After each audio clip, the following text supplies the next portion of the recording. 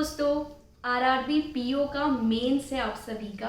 जिसने भी RRB PO का प्री क्लियर किया है, सबसे पहले तो प्री क्लियर करना ही अपने आप में एक बहुत बड़ी चीज़ है।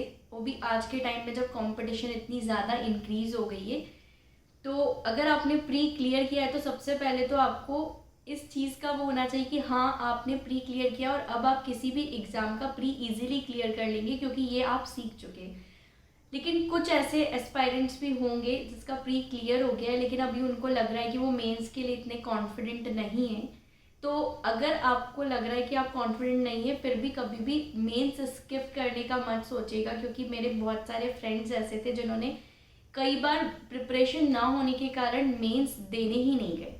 ऐसी गलती कभी मत करना, क्योंकि आपने प्री क्लियर किया है, जो बहुत बड़ी चीज़ है।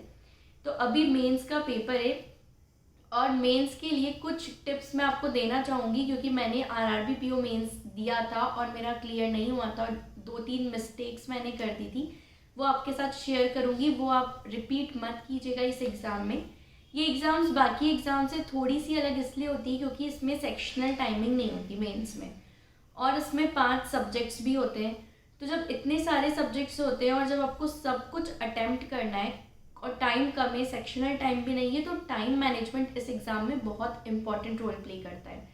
साथ ही इसमें इंग्लिश और हिंदी दोनों में ऑप्शन चूज़ करना होता है कि आप वहाँ पर क्या अटैम्प्ट करेंगे। तो ये भी एक इम्पॉर्टेंट चीज़ होती है। सबसे पहली चीज़ आपको एग्ज़ाम में देने के पहले ही, अभी तो आप प्रैक्टिस हो ही गई होगी ऑलमोस्ट आपकी, क्योंकि अब कल एग्ज़ाम है। तो मॉक टेस्ट आपने जो भी लगाए हों, उसमें सबसे इम्पॉर्टेंट ये कि आपको पता होना चाहिए कि आपको वहाँ पर एग्ज़ाम में इंग्लिश अटैम्प्ट करना है या हिंदी, जो ऑप्शनल सब्जेक्ट आते हैं। वहाँ जाकर बिल्कुल भी स्विच मत कीजिएगा। आप पहले से जो माइंड में सेट कर लिया है कि आपको यही अटैम्प्ट करना है एग्ज़ाम में, आप वही करिएगा। हाँ, अगर स्टार्टिंग के 1 मिनट में बस आप अगर देख सके पूरा क्वेश्चंस, या एक बार पूरा क्वेश्चंस पे घूम सके कि क्या क्वेश्चंस आए हैं। जैसे मान लीजिए आपने इंग्लिश सोचा है कि आपको इंग्लिश ही करना है, आपने इंग्लिश का खोला, एक बार 1 मिनट में सारे क्वेश्चंस 1 बाय 1 देख लिए। अगर आपको थोड़ा सा भी डाउट लग रहा है कि आपसे नहीं बनेगा, तो ही आप, अगर आपको स्विच करना है तो स्टार्टिंग के 1 मिनट में ही कर दीजिएगा। ऐसा ना हो कि आप 5-6 क्वेश्चंस अटेम्प्ट कर दिए और उसके बाद आपको लग रहा है कि नहीं, इससे अच्छा तो मैं हिंदी कर लेता। तो ये गलत हो जाएगा, वहाँ पर आपका टाइम वेस्ट होगा, साथ में आपको थोड़ा सा आपका कॉन्फिडेंस कम हो जाएगा कि अगर ऐसा हुआ तो पेपर छूट भी सकता है। तो ये मिस्टेक मत कीजिएगा। दूसरा ये कि टाइम बहुत अच्छे से मैनेज करना। जो भी आपका वीक सब्जेक्ट है, मान लीजिए क्वांट या रीजनिंग, 2 ही इसमें मेन है, क्योंकि बाकी तो कंप्यूटर है, इंग्लिश और हिंदी है, और जनरल अवेयरनेस है। तो जनरल अवेयरनेस और कंप्यूटर करने में बहुत कम टाइम लगता है। तो या तो आप उनको स्टार्टिंग में भी कर सकते हैं अगर आप चाहें तो, या चाहे तो उसे एंड के लिए भी रख सकते हैं, लेकिन उनके लिए आपको कम से कम 20 मिनट रखने हैं, 10-10 मिनट दोनों के लिए तो चाहिए। तो कंप्यूटर में तो 10 मिनट से ज़्यादा नहीं लगते।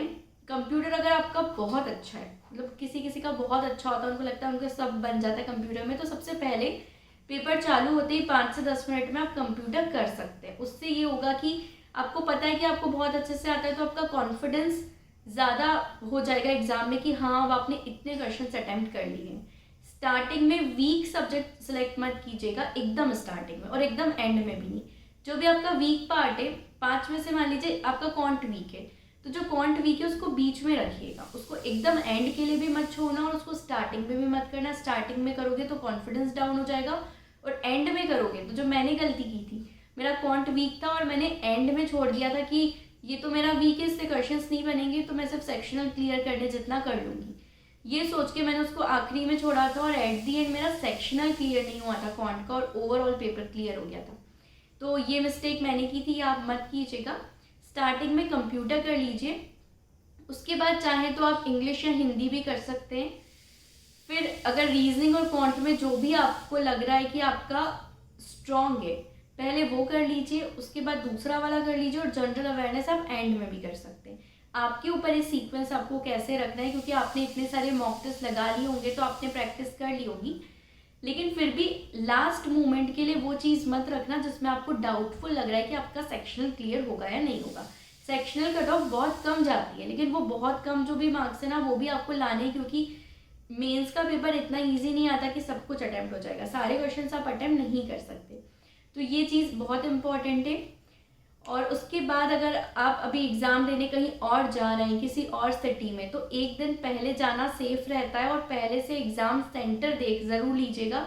गूगल मैप्स कई बार गलत भी बता देता है, तो थोड़ा सा मार्जिन लेके ही आप घर से निकलिए, एकदम लास्ट मोमेंट में मत जाना, क्योंकि ये बहुत इंपॉर्टेंट मोमेंट होता है अपनी लाइफ का, क्योंकि आपका बहुत इंपॉर्टेंट एग्ज़ाम है। अगर एग्ज़ाम सेंटर आप गलत चले गए तो आपके पास उतना टाइम नहीं बचेगा कि आप दूसरे एग्ज़ाम सेंटर पे जा पाए, और ऐसी मिस्टेक्स कई बार स्टूडेंट्स कर देते हैं। ये बहुत कॉमन मिस्टेक है जो मैंने देखी है कि बहुत बार ऐसा हो जाता है। तो इसमें केयरलेस बिल्कुल मत रहिएगा, नहीं तो आपकी पूरी पढ़ाई वेस्ट हो जाएगी जो आपने इतने दिनों से की है।